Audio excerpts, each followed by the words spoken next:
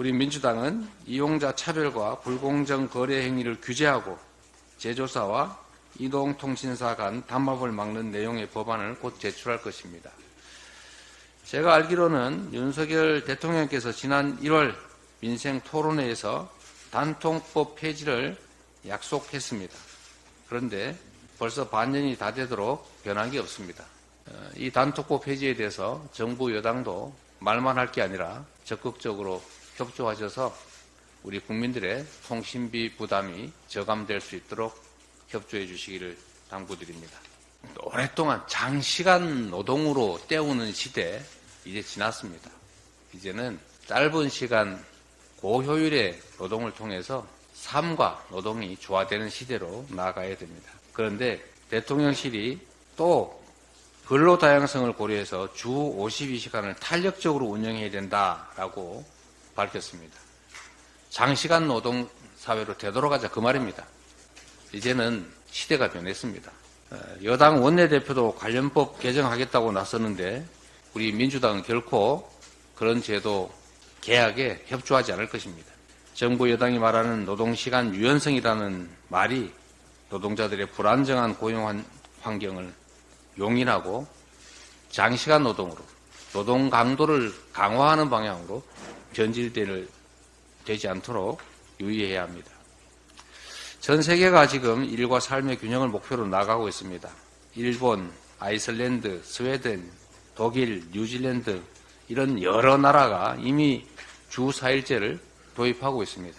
생산성은 유지되면서도 노동자의 스트레스와 번아웃이 감소되고 사회적 비용 절감 효과까지 부각되고 있기 때문입니다. 주 4일제 피할 수 없는 세계적 추세입니다. 이미 우리 기업들도 일부 단계적인 주 4일제를 운영 중입니다.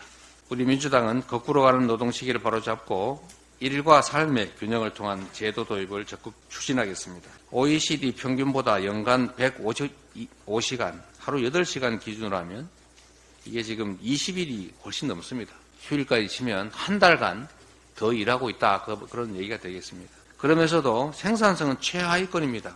OECD 37개국 중에서 생산성이 33위에 머무르고 있습니다. 장시간 노동, 이거는 이제 버려야 될 과거의 산업경제체제라는 말씀을 드립니다. 정부도 사회적 논의를 통해서 근로유연성을 얘기할 게 아니라 노동 생산성을 어떻게 높일지 함께 대안을 만들어 가기를 기대합니다. 네, 이어서 박찬대. 그리고 또 왜 갑자기 지금 상속세 30%를 얘기하지? 이렇게 이상한 일이 있을 때마다 사람들이 찾는 사람이 있죠.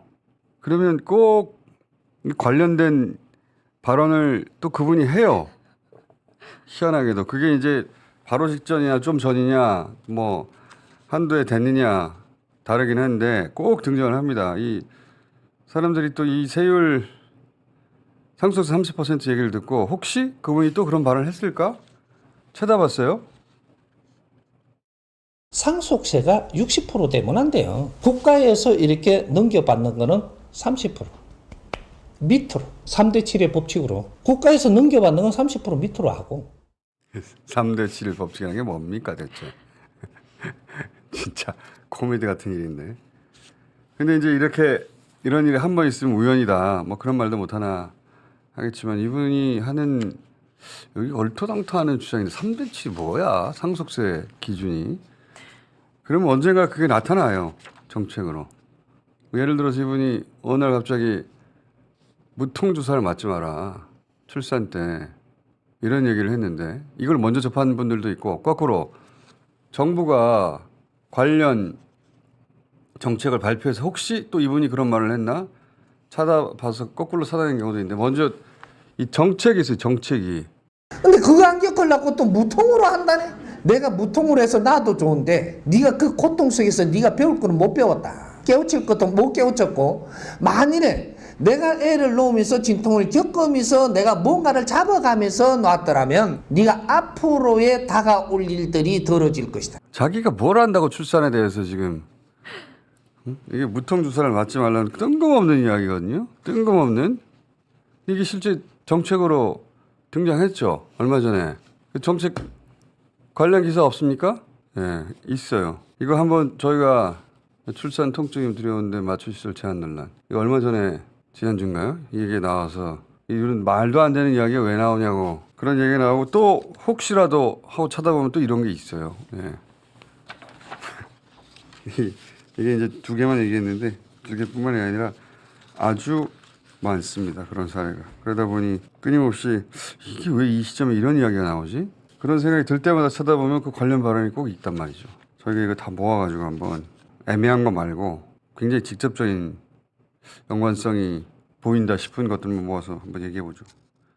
무슨 예언자도 아니고 예언자 있는 거 아니에요? 그 그룹에? 이런 상황이니 많은 시민들이 걱정이 돼서 저런 일이 있을 때마다 천공 유튜브를 보는 거 아니겠습니까? 그러니까요. 아니 왜 이러시나 하고 이제 저뿐만 아니라 많은 분들이 이상한 얘기가 나왔네. 혹시 하고 찾아보면 그 비슷한 발언이 꼭 있으니까 매번. 실제 유시민, 죄송합니다. 유승민 당시 유승민. 대선 후보가 예, 예. 대선 그 논쟁 과정에서 천공을 비판하니까 당시에 윤석열 후보가 그 유승민 후보에게 천공을 옹호하는 발언을 했지 않습니까? 보시라고. 그러니까요. 그런 분 아니라고 네, 한번 그걸 기억해 보시라고. 보셨. 그게 그분의 윤 대통령의 머릿속에 천공이란 부분이 나쁘거나 황당하거나 무속인으로 인식되지 않다는 반증이었거든요. 예언가가 의사결정 그룹에 있는 게 아닌가. 자.